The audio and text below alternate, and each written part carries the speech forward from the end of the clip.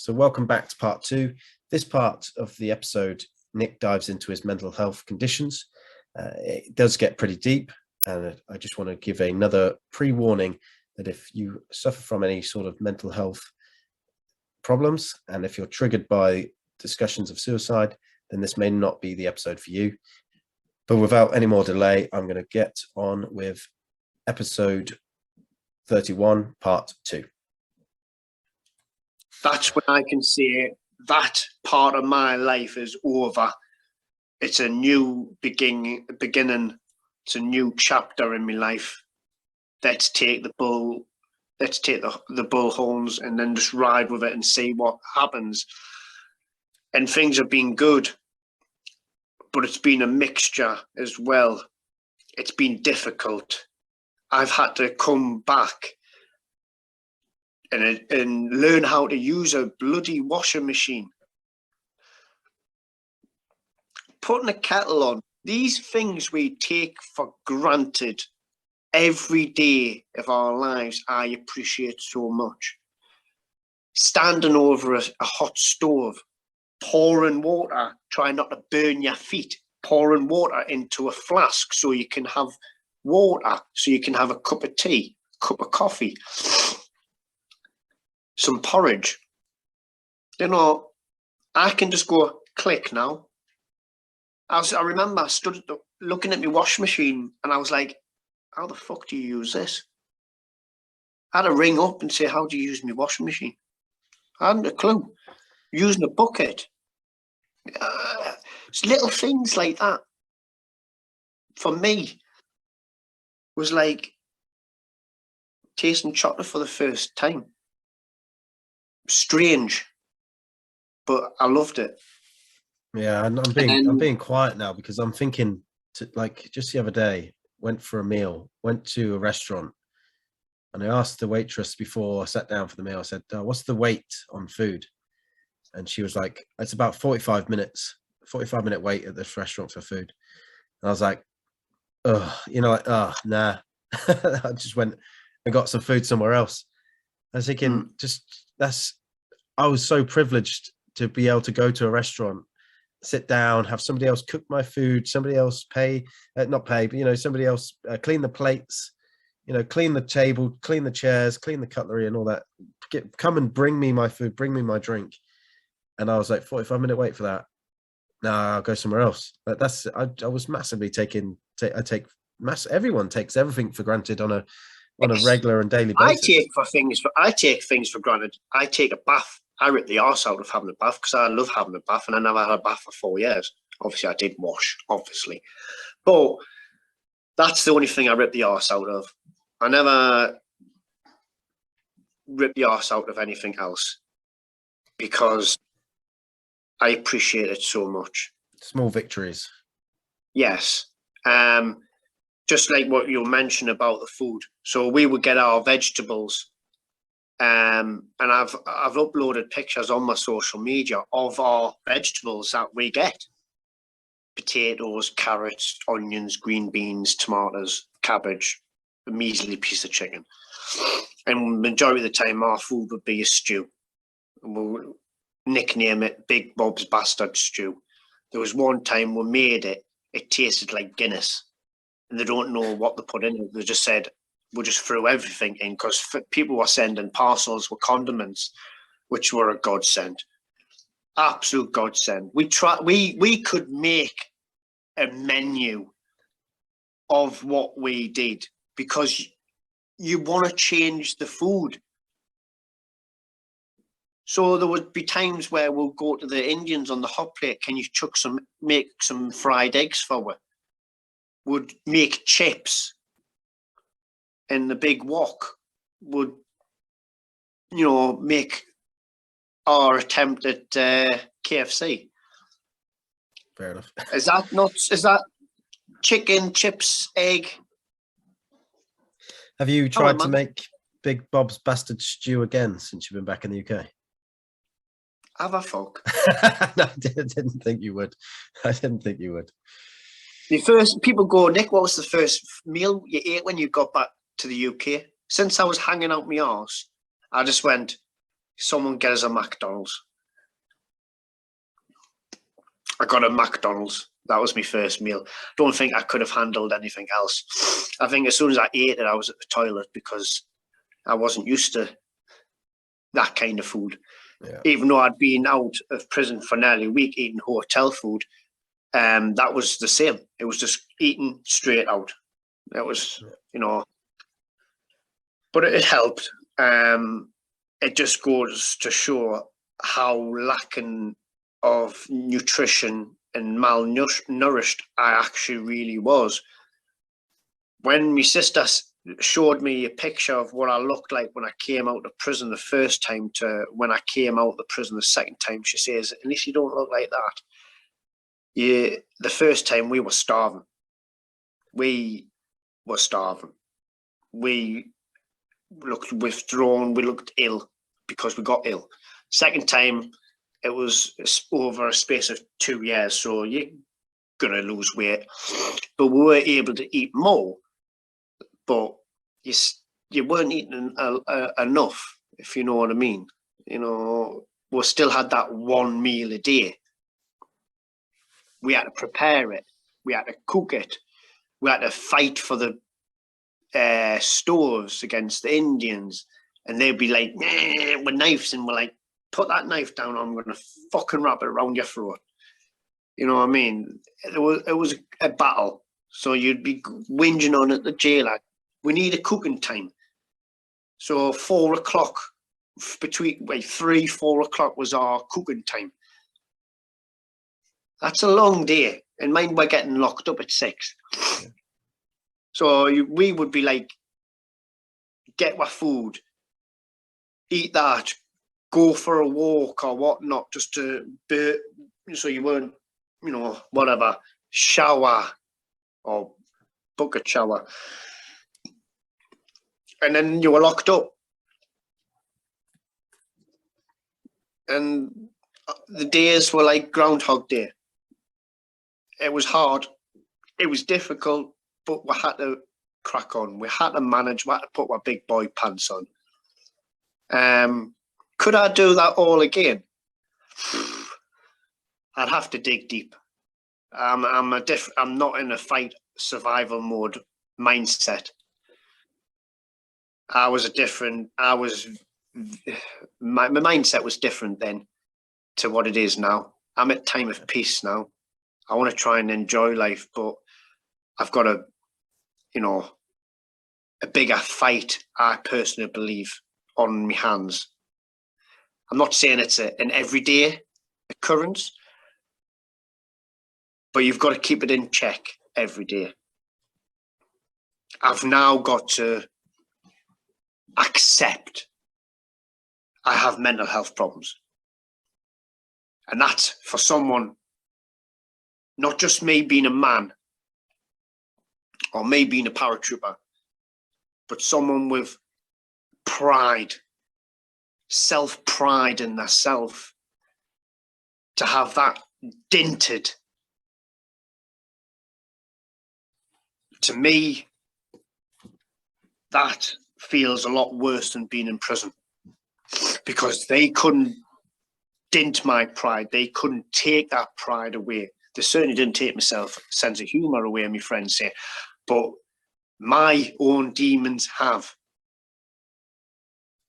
to where I feel lost, lonely, suicidal. I just feel weak, ashamed. That's how I felt when I first had my mental breakdown last March, and I've had 2. Is that good, bad? I don't know. This is new to me, and we're in a new year now, and I'm fair enough, a little bit better. The week before Christmas was really tough for me. Things started deteriorating. But I'm very open when I talk about my mental health. I really am, because I've got nothing to be ashamed of. Thank you for sharing that. At the time, I was very ashamed. And I did publicly come out because I wanted help. And I knew I had a good I wouldn't say fan base. I would never refer to people as fans, but support network, good family network. Yes, it's hard for people. I understand when they say, when you go, talk to your family, talk to your friend. No. You can't do that. Your friends will go, get out, I'm on your bell end. Your family will just cuddle you. You need to seek help from the professionals, those in the know. My dad's standing there. I'm in my dressing gown. All I can think about is fucking ending myself. And my dad's just stood there. He doesn't know what to do or say. But look, you need to go and seek help. So am I right in saying if you're struggling, don't speak to your family and don't speak to your friends? Of course I'm not right. But someone with a better understanding will deal with it better. This is from my personal experience. Other families and friends may handle it differently to certain other people. But I think always you're doing advise, a great thing just by saying, this is me, I'm Nick Dunn, I'm an ex-paratrooper, I'm, tough guy persona that everyone would think of, and I've got mental health issues, and this is what I'm doing to get it squared away. That's an amazing step in the right direction. I received something like that on Twitter the other day, saying you've got that persona, you're a tough guy, paratrooper, you go to the gym and this and that, but inside you're vulnerable. But you're not masking things. You're not hiding behind. I will never hide behind mental health. I will never use mental health as an excuse for having a shitty day. If I'm having a shitty day, I could be having a shitty day. I'm not going to go, oh, I'm having a shitty day, my mental health, like a lot of people do. And that's wrong to do that. You can't just use everything as an excuse for mental health. You need to determine if it is a mental health. There's certain things that people notice. I stand around and I stand still and I'm like, or I'll go into different rooms. Like you feel like you've put something down and you're trying to find which room you put it in, but you know you've not lost. It's because you've lost your fucking mind. To be honest, you're looking for some inspiration. You're looking for something to distract you from what you're doing. I'm lonely. I see my mates, they're settling down with families and kids, and I'm with fucking nothing. That affects me as well, because my life stopped and theirs carried on, and I would never expect their lives to be any different. That's another effect that I have to deal with. I see me mum and I can't have a normal conversation with her. And all I want to do is just look at my demon in the face and batter the living shit out of her and say, you've caused this. You've done this to me. It hurts. It damn right hurts, but I've got to keep my head together. I've got to say and be honest with myself. I have to accept this. And a lot of people have said this now, and it's starting to really sink in. Nick, you've never really accepted the trauma you've been through, because I came home, things were just fast paced, doing interviews, boom, boom, boom, boom, boom, boom, good things, going to swanky black tie events, doing this, doing that. I fucking wrote a book. I'm very proud of that. I am, because anyone can say, well, anyone can write a book. Yeah, that's true. Get it, processed and published. That's another thing. That's a hard thing in its own right. It's just a shame my book came out when we've gone into lockdown. So I've been unable to really get it out there. But I want people to understand, my book's not a military book. Yes, okay, I'm going to be categorized with the likes of your Ant Middleton, your Billy Billingham, and you know, Foxy and all them, and Brian Wood. I'm gonna be linked to all them, but the difference between mine and theirs is more military and mental health.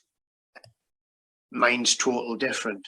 Mine's a story away. There's very little bit of my military career because of the unit I was in, and they didn't want us to write anything. Not that I said I wrote anything bad, but I wasn't allowed. Whitehall went, no, can't have that in there. I was like, okay, no problem. Good. Makes it even better, because I don't want to really turn my book into a military kind of book. It's not. I've got it right here. I've got it right here. Yeah. I've been reading it myself. I'm literally towards the end of the last chapter now. And you signed it for me, so thank you very much for that, Nick. Yes. You touched on your own mental health quite in depth then, and I hope that you're making the right steps in the right direction. I've always known you and always seen you as being quite a strong character, and I don't know if you remember, but we were on the log race together, and you were pulling. You smashed the log, and I was doing really well, but I just burnt out at one point, and you'd caught your second wind, and you kept going. I was like, no, Nick, slow down, but. But we stuck with it and got that, we both finished the log. But yeah, I've always thought of you as a very, strong individual, especially when we were in training. You didn't have the physique and the size that you are now. You were a small chap, and yes, you had the heart of a lion, and you've got that heart now. That's taken you through parachute regiment training. That's taken you through your time in the jail. And I just hope that this new challenge, this new demon that you're facing, you take that lion heart that you have in you and you keep going, mate, because it's not just for your sake, but for everyone else that knows what you've been through, knows what your challenges, and you're a guy that wears his heart on his sleeve, and you're still an inspiration to people. So keep going, brother. I mean that from the bottom of my heart. Like, keep going, keep doing what you're doing, and stay strong. Get the help you need, and focus on you. Don't worry about what other people are saying or thinking, or don't worry about opinions. Just focus on Nick Dunn, and hopefully, maybe one day you'll have another book, Surviving Demons. Who knows? A few people's asked us and said, would you be writing another book just on your time being home and how you've dealt with things? Because like during lockdown, I was doing like me home fitness. A lot of people were saying do some videos short, and then like I say, you built your own little, with the help of the other guys, your own prison gym. So what, being in a Western civilization, we're so used to things being on hand for us, and we've gone to the point where we might not have to improvise a lot, but improvisation's a great thing, great tool if you've got the know-how and the knowledge to use it. Like, improvise, adapt, and overcome. It's a great thing. And being a parachute regiment soldier, you get beat every single day to have that instilled in you, because you've got to think fast on your feet, but you've got to just take a little step back and assess that situation and not go guns blazing, unless you're a paratrooper and you do go guns blazing. We're not really thinking soldiers, we're doers, aren't we? We leave the thinking to the Marines, don't we? But no, like, get it done with the mental health, I tell it how it is. I don't exaggerate. I don't need to. You can tell by the emotion in my voice, in my features. I've got to share, because I feel like it's one of those that you've got to, and I'm not saying this because I'm a bloke and men don't, but it's true. More men commit suicide than women. Men don't speak up. It's 3 times. I think it's 3 Yeah. times more men commit suicide than women. Yeah. Women are very mentally tough. They go through a lot of stuff, but they keep it together. How? I have no idea. Not all, obviously, but for us, we're that macho man. We're the man. We blah this. Rrr. No, we're just flesh, bone, and blood, just the same. We all hurt, but we've got this pride in ourselves that we've got to be the macho, the father figure, and nothing phases us. We mask things. We hide behind a smile. People say to me, Nick, you should smile more. I said, if I smile too much, people will think I'm off my head on drugs.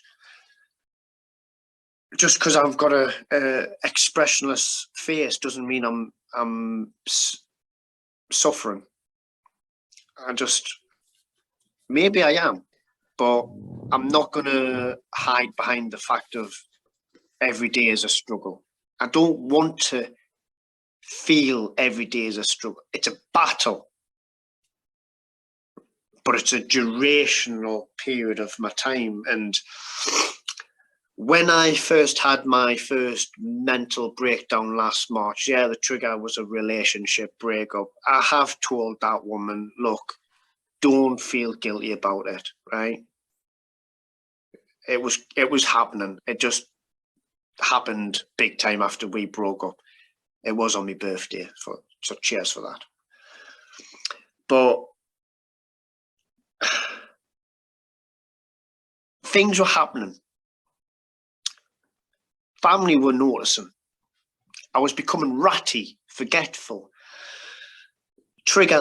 Little things were happening, like walking around, not knowing, missing the turning when I was driving, and just going and palming it off. I'm all right. I'm fine. I'm fine. I'm fine. And then it hit me. It just hit me. I'm in the bath listening to relaxing music, and I can't even hear that music because the thoughts in my head were so overpowering. I was so naive when I came back home because guess what was the first thing I noticed? Mental health. And I say this now, but back 4 years ago, my mind was still fighting survival mode. So when I've come back and all I can see is mental health this, mental health that. You know when I turn around and say, why is everyone being pissy weak? Why are you whinging? Say that publicly now, I'll get slandered. But I'm speaking from experience. That's what I noticed. Right? And as time goes by, like I say, years go by. People when they say, oh, PTSD or this, they go, oh, from last week.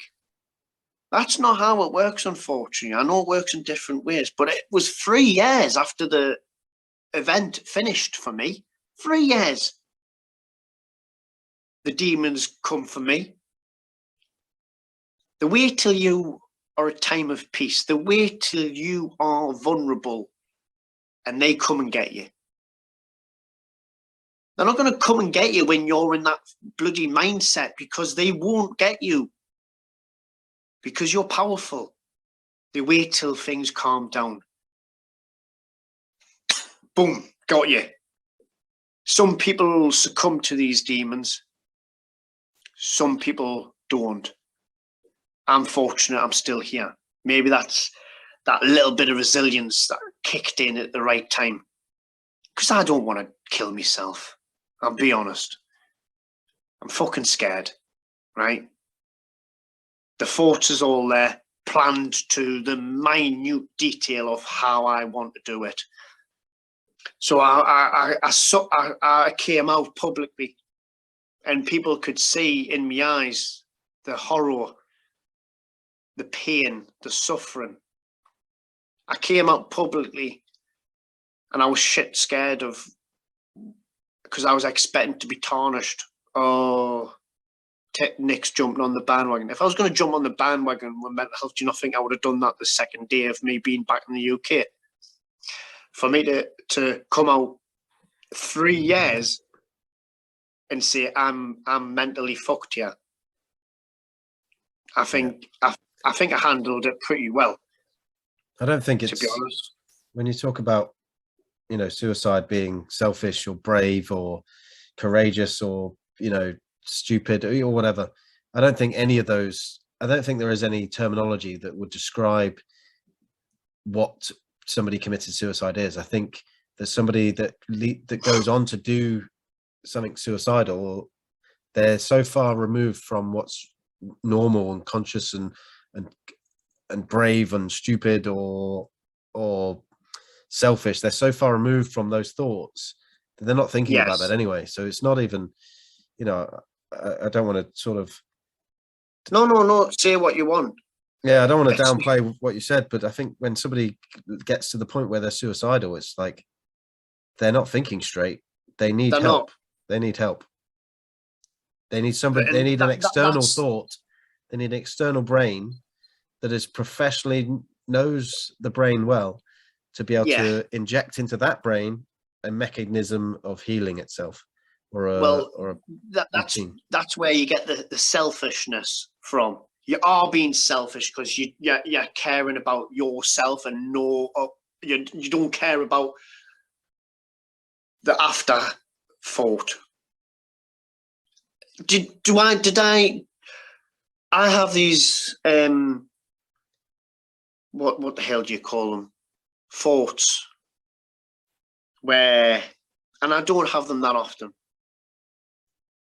but I went over a bridge and I stopped and I got a horrible feeling down my spine, and then these premonitions start happening and I'm seeing myself falling from this bridge and splatting. I can't describe why these happen. It's like when it was getting to my dad's birthday last year, and when you're young, you don't realise your parents are getting older as well. But when you are at a suitable age as an adult and you see your parents and they're older but deteriorating, you know, I came in off work and I was crying because I was seeing my dad's funeral on his birthday. Stupid, I know. No, I've had the exact same premonition type thing. I was carrying his coffin to standing in front of everyone and telling people about my dad, and it fucking hurt. And I'm like, why am I thinking like this? And obviously my dad's birthday's in March, and February, and mine's in March, and March is when it happened, you know. And I came out, and I thank everyone's response. It was second to none. I couldn't answer everyone's messages in time. I had to do it in my own time, but like, I was rock bottom, literally just scrape off the floor. I had enough of life. I thought that my demons have got me here. They've got such a grasp on me. It's going to take a lot to shake them. I need to seek help. So I went through the Walking of the Wounded, and the response from them was second to none. I feel like if you're non-military, you're going to obviously go with a non-military charity. If you're a military personnel, you got to go through a military, because I was dealing with, yes, okay, someone from the NHS, but I was dealing with a veteran as well. The understanding, the jokes between military personnel. But as I said, the understanding. Someone who's non-military trying to ask someone who's military what's their problem, I would be talking in riddles to them. They'll be just going, I haven't got a clue what you're talking about.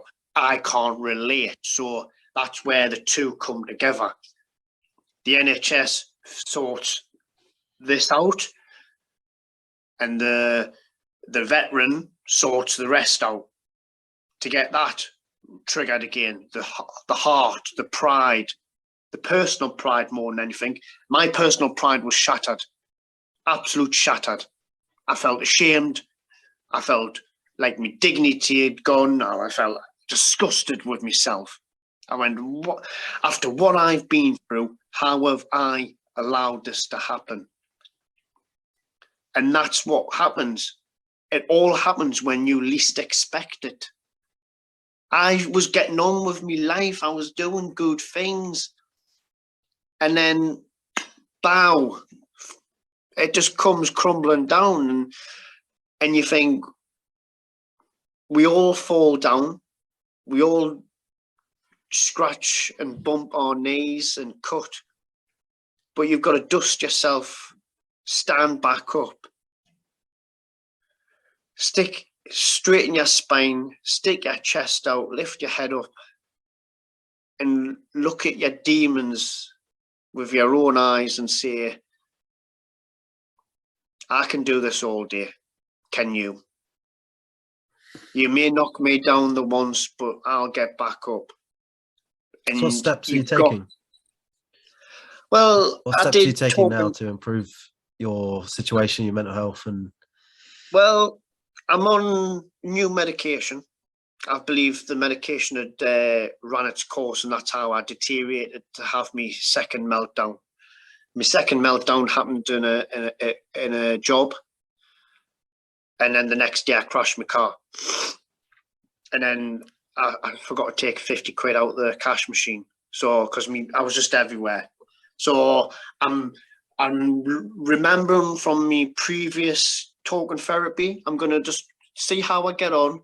I think I'm easing off with these tablets. I think things is mentally being a bit okay. So I'm going to determine whether to take the more talking therapy or just see how the next month or two goes. See if I fare off better or stay like that. But if I get the talking therapy, that can bring us a bit higher. Like I told, you've got to assess, but you've got to have a clear mind. You've got to take advices of people, friends, family. Don't get ratty. Don't get snappy with them. I know it's easier said than done, but they notice first, then you notice. And when you finally notice, it could be too late. People need to realize that you're hurting inside, but take the help. Yeah, like take the help. I'm taking the help. I'm very grateful for being alive. I am. If I look at things, right, last January, I'd have finished my sentence. I'm grateful I got home when I did. We're all going to go through challenges in our life, whether it's mental health or something completely the opposite. I'm going through a challenge where it is my mental health, but I'm trying to better myself, be a better person. I know I can't be liked by everyone. I don't certainly want to be hated by everyone, but I want people to look at me, read my book, understand where I'm coming from, and if they can take something important and, you know, take it in their life and hopefully it helps them, then great. But I think a lot of people, when you need to be honest, if you're honest, if you're not honest with yourself, then what's the point? It's hitting hot. It's hitting home for me. I'm now being honest with myself that I've actually gone through something very, very traumatic. People say, did you get beat up in the prison or anything like that? No, but I orchestrated a fight in the hospital, which I do regret. But you got to take into consideration emotions. You sometimes can't control them. The first ever visit my sister came to see us in prison. As she was leaving, one of the Indian prisoners was getting berated off one of the guards with a latte stick. I wish I never said nothing now. She might not have looked, but I went, Lisa, don't look. What does she go? And she sees the guard hitting her. And it's great how they do it. So they hit them in the leg, gets them, then they hit them on the collarbone, and gets them, and then they hit them again, and then they hit the soles of our feet so they cannot run away. And honestly, the fucker was yelping. He was yelping, and my sister's saying that. So what does my sister think? Is this happening to my brother? So I've got to then reassure that's not happening. So no, apart from the odd stones getting thrown, we didn't get any abuse by the guards. But even if you did, that will tell this to stop hurting. What tells that to stop hurting? Professionals, like what you mentioned before. And at the minute, like when I go back to me talking therapy, he was saying, right, Nick, visualize lockers or filing cabinets. At the minute, all these filing cabinet doors are open and that overflowing with crap. What you've got to do is sort things out and put things away properly. And in time, you'll fare off better. And that's what I'm doing. Like, and time as well. Time. Do you feel like time is a healer? Is that helping? Time is a healer, yes. Do I still feel angry about what I've been through? Well, of course I'm going to feel angry. I lost 4 years in my life for something I've not done. If I'd done something wrong, I would have gone, sorry, family, I fucked up. But I'm angry, the fact, because I met with the woman in charge of the investigation, shown her letters from state Indian law, you're illegally holding us against our will, showing her pictures of me mum with tubes coming out of her head. And she went, well, let the courts decide. I said, well, make sure your prosecutor turns up, pet. That's what we were dealing with. You never know what was happening. It was all mental trauma. Yeah. And that's the worst to go through. Yeah, you be in a car crash, you break your leg. It's a traumatic time because your leg might not heal properly, or you could end up as a cripple, or it'll take a long time to heal. So you're going to be out of work or whatever kind of job you do. That affects you, that does affect you mentally, but it's physical as well. But if you put everything that's just so purely mental, there's going to be that piece of string which stretches and snaps. It's just everyone's got a different length of string. My string is snapped twice and it's now getting fixed back together. But it's only snapped a little bit. It's not snapped completely to where I need a new piece of string. That doesn't happen.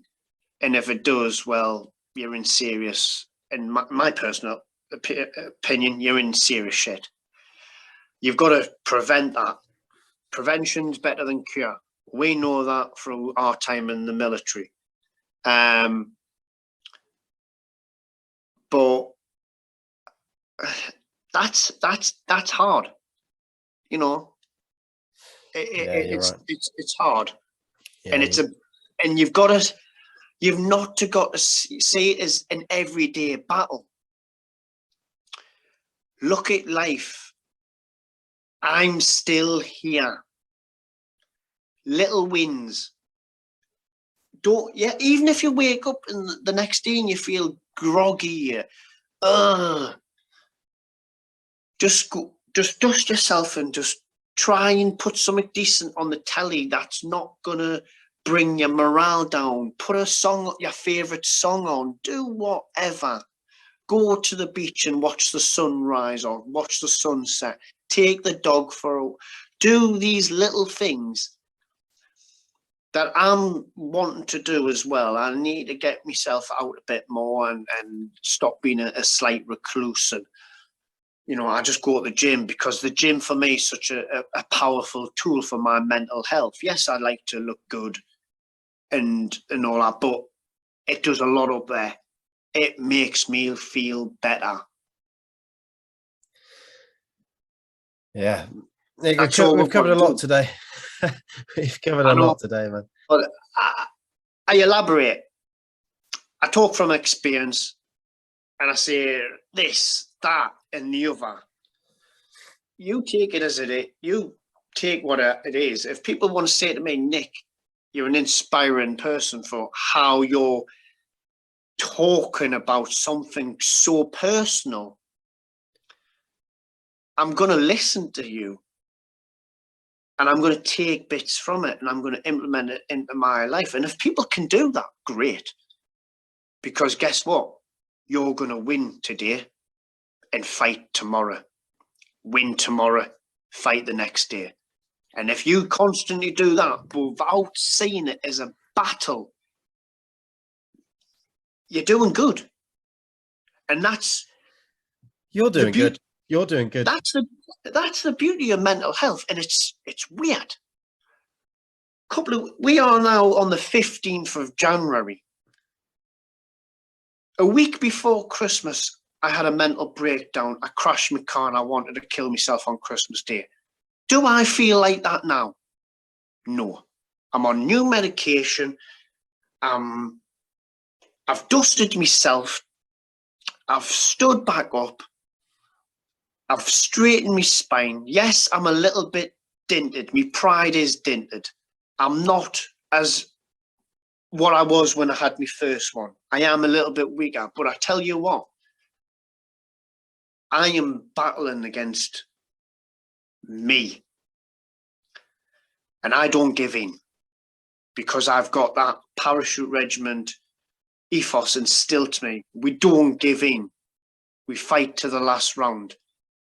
And if I've got to fight my own demon to the last round, then so be it. But I'm not going to take each day as it comes and think, here we go again. Here we go again. I'm going to try and enjoy life. And that's all I advise people to do. Take each day as it comes. Don't see it as a challenge that you can't overcome. See it as a recovery process to where you will become better. Yeah, I think that's a really strong, positive message to end this podcast on. And anyone that's listening, that's listened to what Nick has said and his thoughts and feelings and emotions and his feelings towards himself about that. If anyone else resonates with what's Nick's saying, then use the power that Nick's using, the mental strength, the determination, and if you need be, seek help from a professional. But that little last caption you said there, Nick, I think it's a really powerful message just to sort of bring this episode to a conclusion. So if there's any last things you want to say, I appreciate having you on. Thank you. Like I say, I would just like to say thank you for everyone's ongoing support. Whether it's carried support from my time in India, my recent mental health battle, and if you've enjoyed my book, get my podcasts listen to, and it will hopefully open your mind to other things that's not in the book. And yeah, I hope that people can take something from what I've discussed with you today and implement it in their life and do good with it. We're all on this earth for one purpose, and that's to live our life as best as we can. And that's all it is. So try not to feel down in the dumps and just try and live a happy life. Spend time with family, friends. Feel good factor will always come eventually. Perfect. Thank you very much, Nick, for coming on. And just No lastly, problem. one touch again, the book that you can get on Amazon on a Kindle, you can get it for £6.79, and on a hardcover, you can get it for £14.17. I recommend it. It's got great reviews on Amazon. So yeah, get yourself a copy. Damn right. So I hope you've all enjoyed episode 31, part 1 and part 2. I just want to end on a note to say that this was a general discussion about mental health. It is not to be interpreted as a specific advice in a specific situation. Every situation is unique and requires advice to be tailored and adapted to that situation. If you are looking for advice about specific situations to do with mental health and mental health issues, please speak to a medical healthcare professional. You're listening to Blue Pigment Podcast, sponsored by Huscarl. Go to huscarl.co.uk to find yourself some amazing printouts, stickers and t-shirts. Use the discount code Blue Pigment. On October the 14th, 1066, the Battle of Hastings, King Harold had fallen, yet his loyal bodyguards, the Huscarl, continued to fight, holding their oath to him until the last man was killed. The Huscarl brand now stands for that committed cause and loyalty to a shared brotherhood, all combining with a passion for great design. They seek to continue the Huscarl ethos, providing the ultimate in design, quality and sustainability. Their products are showcased by the modern day Huscarl. Follow the you, not the fallen.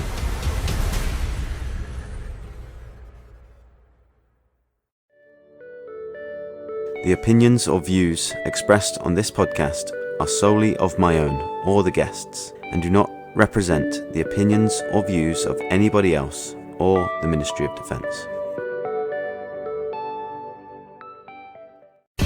Shish kebab, Shawshank Redemption, Chicago! You're out of there!